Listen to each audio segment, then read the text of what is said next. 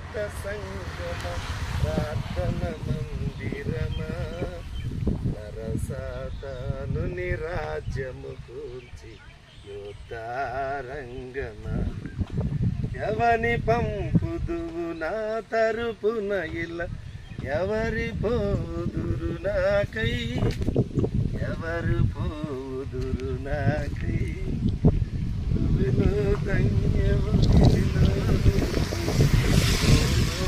సంగమ విధివి సంగము రంగ స్థలము సువాత సంగమ అడవి ప్రాంతములు ఎడారి భూములు దీపవాసులను కనుమా దీపవాసులను కనుమా ఈ కడవరి దినములకు పీడ గదిగా నింపుమా నరసాతాను నిరాజ్యము కూల్చి.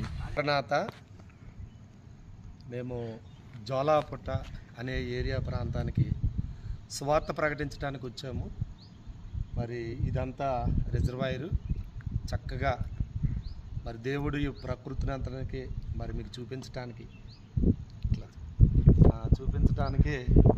మరి తరుణము అవకాశం దేవుడు అనుగ్రహించాడు. నిజంగా మరి ఇశ్రాయేలుకు ఎర్ర సముద్రం గోడలు ఎలాగైతే కట్టాడు అలాగే మరి ఒక ప్రాంతంలో చక్కగా ఈ రిజర్వాయరు ఈ గోడ ఎంతో చక్కగా నీళ్లు నిలగట్టడానికి మరి దేవుడు కృప చూపించాడు వీరికి. మరి చక్కగా కరెంటు తయారు ఉత్పత్తి ఇక్కడే అవుతూ ఉంటుంది.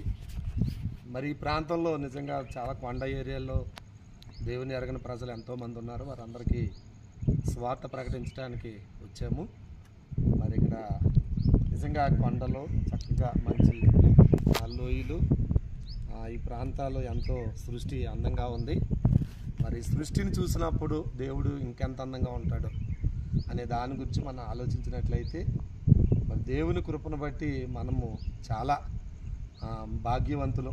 ఈ సృష్టి అంతా మన కొరకే దేవుడు చేశాడు.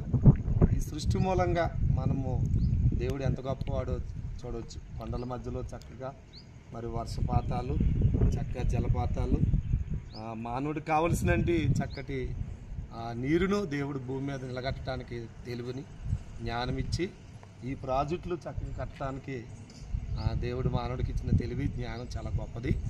కాబట్టి మరి సమయంలో మన బైబిల్లో ఒక వ్యక్తిని నేను మీకు జ్ఞాపం చేస్తున్నాను. సొలొమోను మహారాజు. ఈ సొలొమోను మహారాజు చక్కగా అన్ని ప్రాంతాలు, కొండలు, లోయలు, చెట్లు అన్నిటినీ పరిశీలించి చూశాడు. మరి అన్నిటిని కూడా చక్కగా రాయించాడు. మరి పర్వతములు, చక్కగా చెట్లు, వీటిని అన్నిటిని కూడా ప్రకృతి దేవుణ్ణి స్తుతిస్తుంది, గణపరుస్తుంది. మనము వాటికంటే శ్రేష్ఠులు, గొప్పవారు. ఇంకా దేవుణ్ణి ఎంతగానో మనం స్తుతించాలి, గణపరచాలి. ఈ వాతావరణమైనా, ఈ నీళ్ళైనా ఇవన్నీ దేవుడు మనకిచ్చినవే కనుక వీటిని అనుభవించడానికి నిజంగా మనకి చక్కటి కండ్లు ఇచ్చాడు, చూడటానికి, అనుభవించడానికి చక్కటి మనకి తరుణం ఇచ్చాడు. కనుక మరి దేవుణ్ణి మనం ఎంతో స్తుతించవలసిన వారమై ఉన్నాం. మరి కాబట్టి ఈ ప్రాంతం అంతా మరి చూసినట్లయితే మీకు చాలా మరి దేవుని యొక్క ప్రకృతి ఎంత అందంగా ఉందో చెప్పవచ్చు. పరమగీతంలో ఒక మాట ఉంటుంది, నేను షారూను పొలంలో పూయు పుష్ప వంటి దానను, లోయల్లో పుట్టు పద్మ వంటి దానని అని చెప్పేసి ఒక మాట సొలొమోను మహారాజు రాయించాడు. నిజంగా ఈ లోయలు, చెట్లు, కొండలు చూస్తే ఈ సంఘము అంత అందంగా ఉండాలన్నమాట. మరి ఎంత అందంగా ఉన్న ఈ ప్రకృతి, సంఘం కూడా అలాంటి అందంగా ఉంటే మరి దేవుడు రేపొద్దున వచ్చినప్పుడు మళ్ళీ మహిమేఘం ఎక్కించుకుని తీసుకెళ్తాడు. మరి అలాంటి గొప్ప భాగ్యము దేవుడు మనకందరికీ అనుగ్రహించునుగాక. అందరికీ ప్రైజ్ లార్డ్, వందనాలు, మరణాత.